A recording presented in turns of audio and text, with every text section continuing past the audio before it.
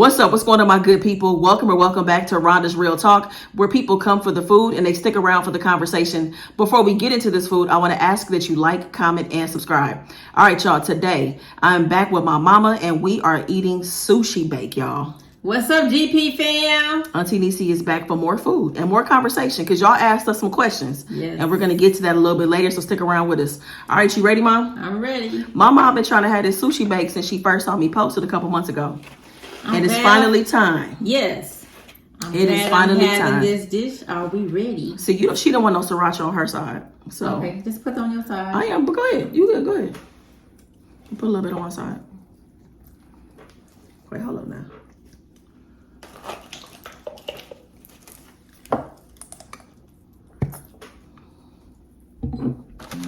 I hope you like it. You said it looked good, smelled good right when I was making it. Yeah. This is so easy to make. That's like my favorite part about it, is that this is just too easy to make. It really is. This smells so It's good. still really hot too.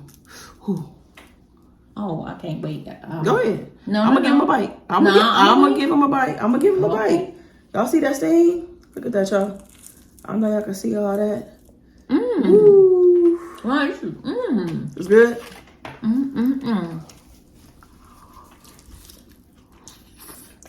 Oh, what should I could have this? This is good. Daddy would like this. This is so good. I'm gonna put a little bit of coconut aminos on my side. Just want to put a little bit. See. You want some? I try some. You put it right here. Okay. Just on this corner? See if I like it. Hopefully you do. It's a really good substitute for soy sauce. I like it a lot. I think so. What? I was gonna say I didn't see it in the store, but I got to go to the store to see it. Y'all know she don't go to the store. Y'all know her cooking days are over. Cooking days are done. Leave me alone. No, I still cook on Thanksgiving. Oh yeah, she cook once a year, y'all.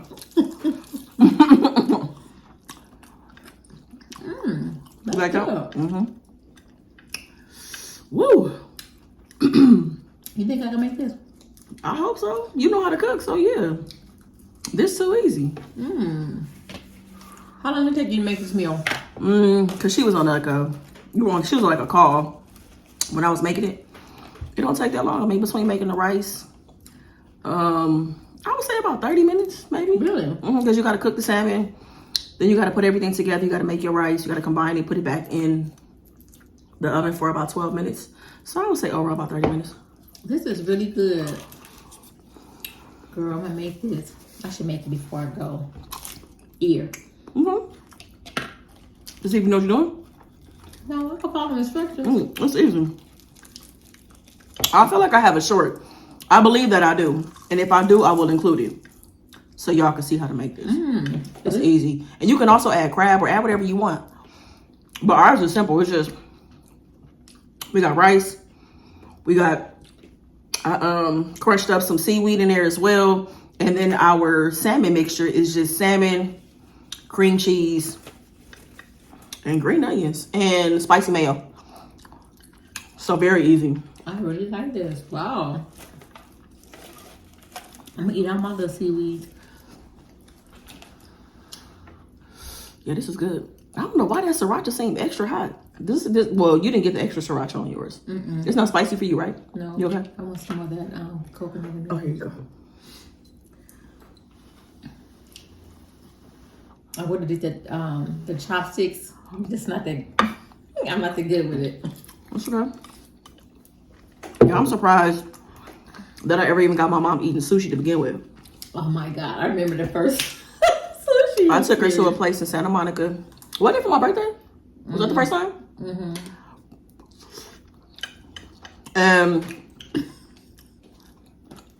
Yo, my mom is the mom that'll hang out with my friends on my birthday. She cool like that. Everybody be like, where your mom at? So I invited her. She came to dinner. And I felt like that she really was trying to eat like maybe a chicken teriyaki bowl or something like that. And I had to talk her in to eating some stuff. Because my palate is pretty basic. And then making a mess. And then I was looking at the rolls, and I didn't think that it was filling. And I ordered the side of rice. Oh my God. Oh yeah, but the rice came with it probably. No? No, You ordered extra rice? I started rice to add with the rolls. Y'all, can y'all see this? I hope y'all can see this stain, y'all. It is piping hot. Piping hot.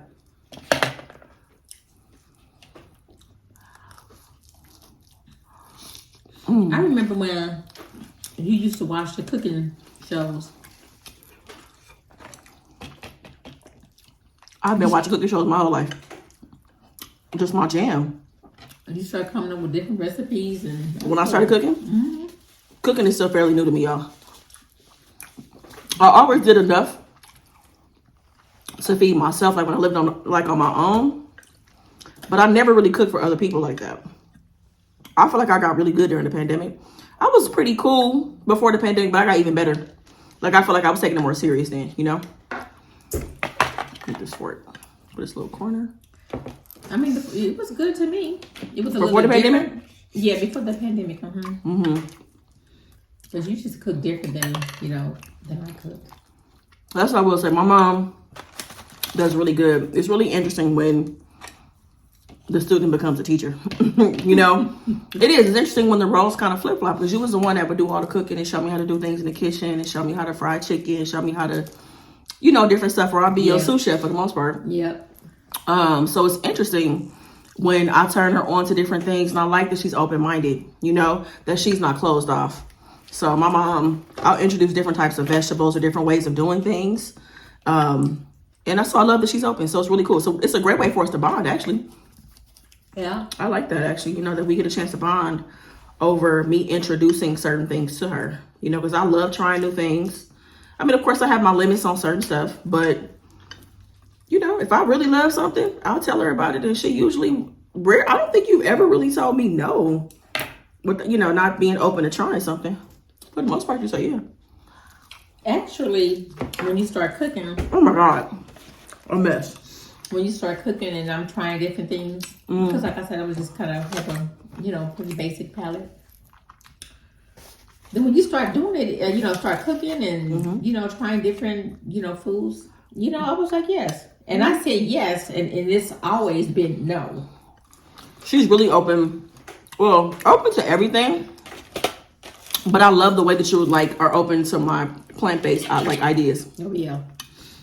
Because not everybody's open to plant-based food, which is so interesting to me. When people start questioning stuff about plant-based food, but they don't have those same questions when it comes to animal products or animal, I think it's interesting. I'm not judging because I still eat meat. I'm not judging at all. No, but that is funny. I just find it interesting. I find it. I do too. I've seen it so many times, like in events or whatever. Go, what's this? I'm like, how you going? It'd be vegetables and stuff, right? It'd be like, what's this? And how did you prepare it? Definitely not judging. I get it though. We all are just creatures of habit. We like what we like. And sometimes it can be hard to venture out of that, to be open to other things. And sometimes we end up venturing out because we have no choice. Sometimes it becomes a health decision. You hear some news from your doctor, or you're borderline this, borderline that. So you've got to change your diet. You have no choice. And then you become open to those different things, right? So I've seen that many times. Yeah, it happens. It happens. But I'm glad you finally got this, and I'm glad that you like it. It is so delicious. So easy to make. This is really You full? I'm getting there. I'm gonna have this little piece right here, and I'm done.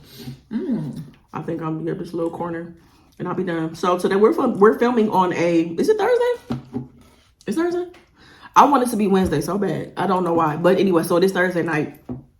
And we were mapping out our plans we got stuff going on this weekend. And then we were mapping out our plans for next weekend. So we're going to finally make it to Cooper Salt. I love Cooper Salt, so does she.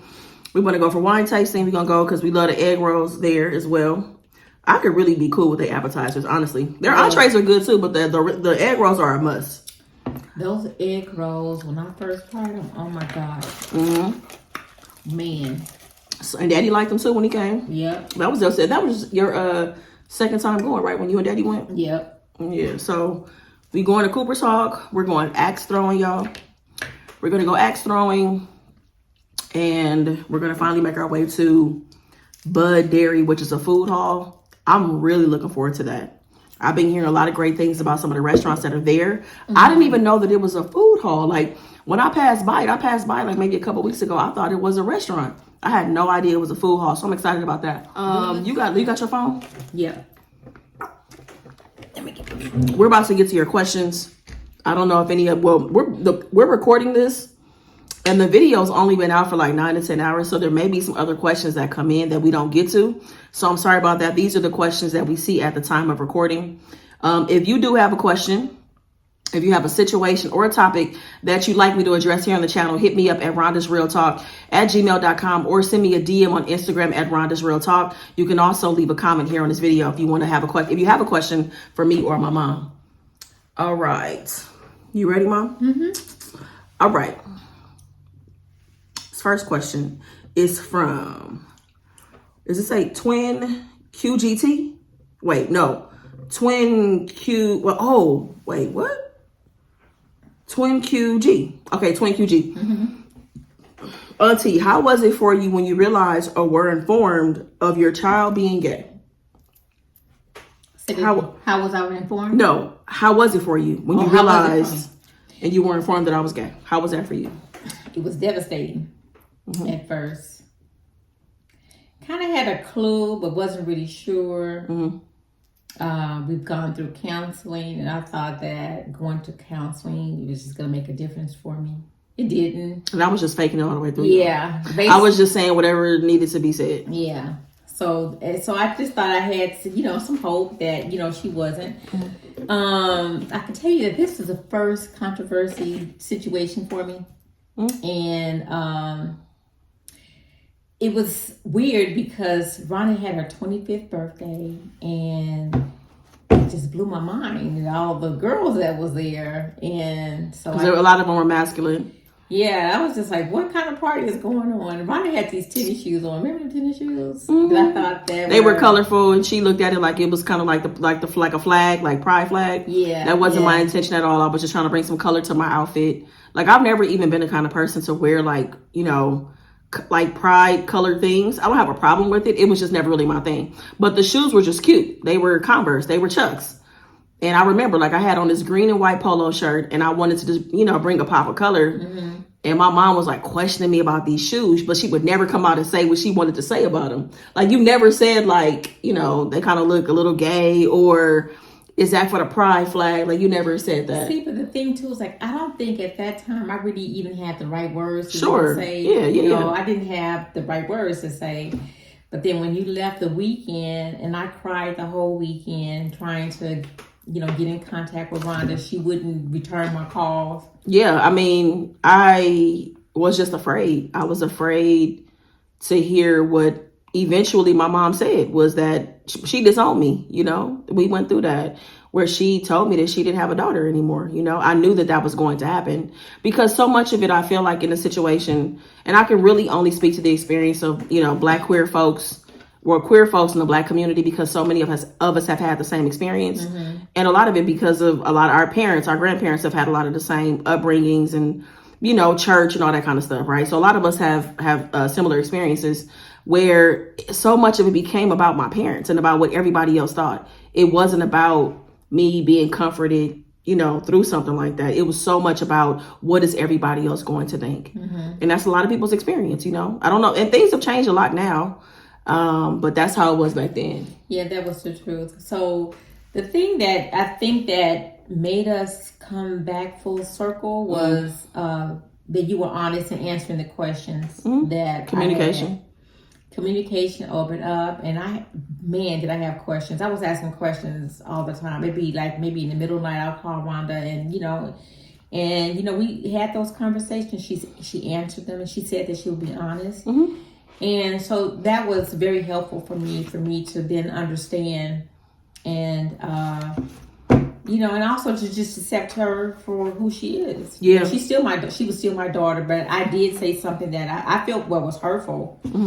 And doing the disowning situation. Yeah, so it was just the fear though. It was the fear. It was something that, you never thought would impact you or affect you or whatever. Like it was okay as long as it didn't affect you. You know what I'm saying? Right. Because I've never seen my mom be mean-spirited towards anybody that identify with that. I had family members that were like that, you know, so it was like, as long as it's not in this circle, we good, Yes. you know? Right. And it's just the fear. It's the fear of it all. But this just goes back to what I've said many, many times, is that communication, having those hard conversations, really opening the lines of communication, allowing people to truly ask questions and you be honest in your responses. Right. That's one of the best ways to get through a very hard time with somebody.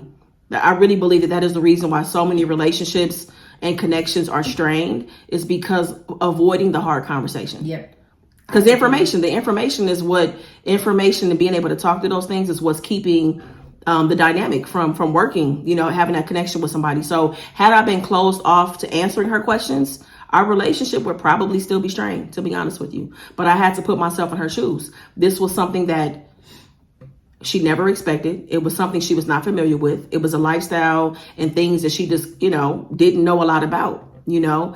So I had to be willing to hold her hand, for lack of a better word, and kind of bring her along in my world and my experiences and all that stuff. So that's how we got through it. Right. And I tell you though, it has made our relationship even stronger. So I just, you know, I don't know if I just finished answering the question there. Was there anything else? No, that was it. That was it. Yeah. So communication, I'm and I appreciate the question, and I hope that the response helps someone else. And I don't know, but this is my girl. You know, I love her to death, and so again, I hope it's helpful for the person who asked the question.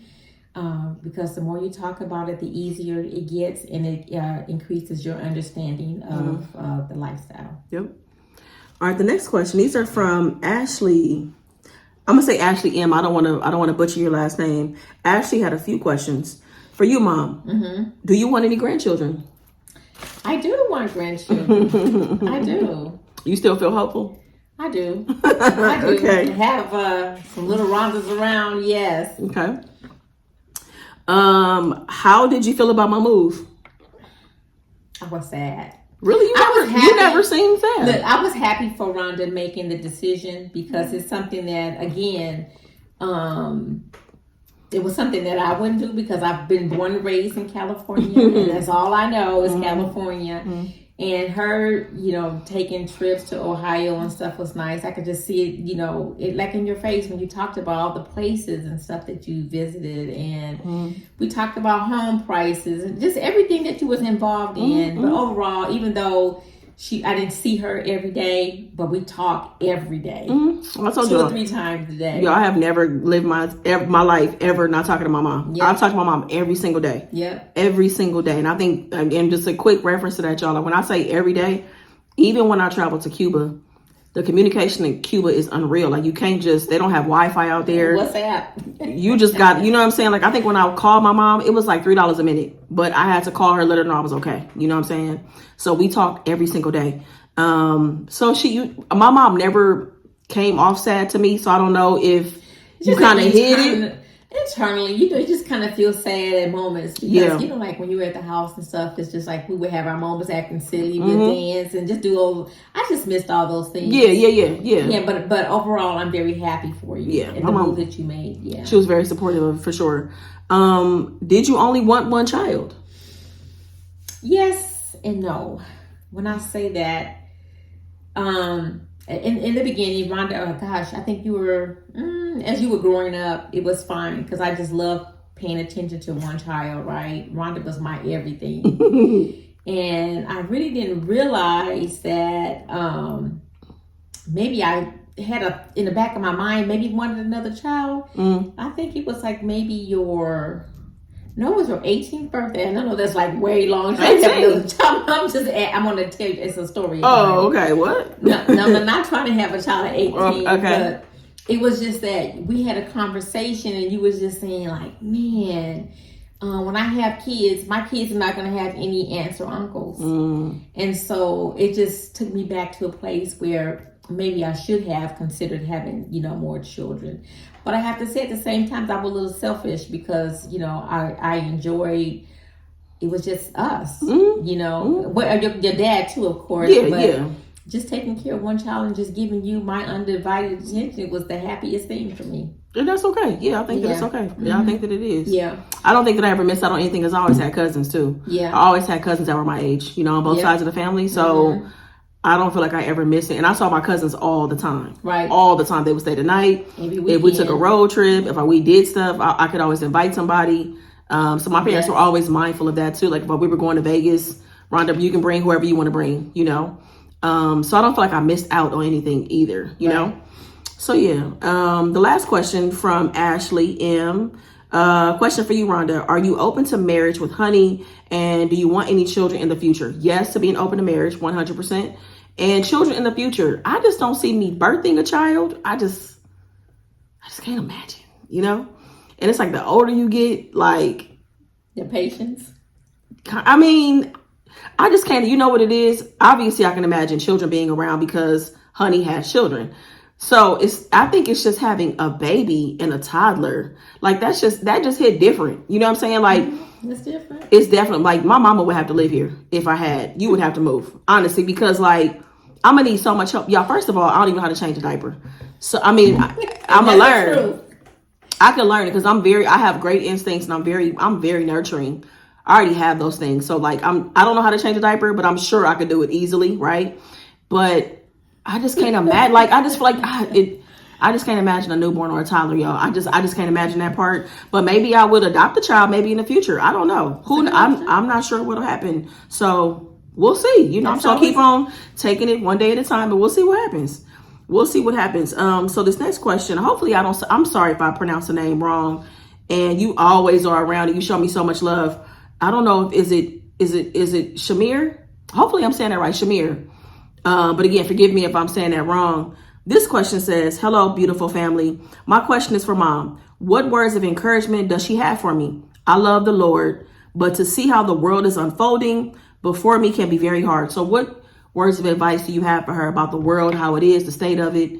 It's a lot of things going on, a lot of things happen, a lot of uncertainty. It's a lot of different crises going on right now. What are your words of encouragement? Like you said, she believes in the Lord. She loves the Lord. Well, my first piece of advice is to just stay, grounded with your faith. Second is to, despite of all the noise that's going on, to stay inspired. And then third, it is a lot going on. It's overwhelming. You have to just unplug from like social media. I think social media is just overwhelming. Even I'm gonna use myself as an example as well. You be looking for one thing, something else pop up, and it's just too much that's going on. You get overstimulated. You do with information and people. We all are experiencing things at the same time. You see stuff in your feed nonstop, over and over and over and over again, because we're all experiencing and finding out things at the same time, and we're all sharing it constantly. You're just absorbing that. So I think that stepping away from social media is a good idea. Taking breaks, or limiting your time on it each day is good. And that's true too. And I think that we could do that with the phones, for focus. You do have to lay the phone down so you can just, take in each day, one day at a time, and to just try to, limit the noise that, that we take in. That would be my advice. But definitely number one is just, hold on in your faith, for sure. For sure. I think that's good advice. And I know you didn't ask me, but I'm going to add my little 2 cents. I just think that, I agree with Mom 100%. And I think that it's always a time to, if you can, sit with yourself, remain in prayer, meditation, slow things down as much as you can in your world, and really focus on the things you can control, which is managing your self-care, managing your circle, your relationships, how you're spending your time. I think a lot of that definitely helps, because there's so many things we cannot control. You know what I'm saying? It's just most of it we can't control, but focusing on what you can control, I think it plays a big part. And sometimes like Mom said, unplugging and stepping away from the world, but just being like, I'm about to go to the beach today. I'm shutting everything down and I'm about to go sit out. I'm going for a hike. I'm going out in nature. I'm going to sit in the sun. I'm going for a drive and letting my windows down. And I'm going to play my favorite album, my favorite podcast. Like just having those moments, I feel like help, you know what I'm saying? Like, because when we're not taking care of ourselves, everything around us is amplified. When you're not doing things that you enjoy, That's right. everything around you is like times 10. So that would be my suggestion, just to add to the list of things that Mom said as well. That's very good advice. And very good advice from you too. So thank y'all for the questions. And again, I'm sorry for anybody that may have questions, because I think at this point the video hasn't even been out for a full 24 hours while we're recording. But thank you for the questions. I appreciate y'all.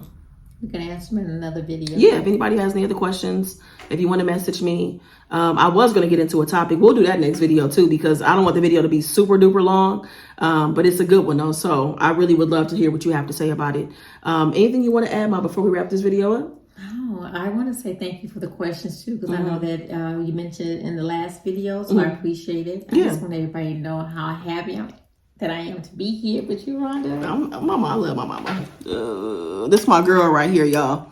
This is my girl, so yes. So I hope these, like, let's see. So today is the 18th. Shout out to my friend Mona. It's her birthday. Happy birthday, Mona. It's your birthday, girl.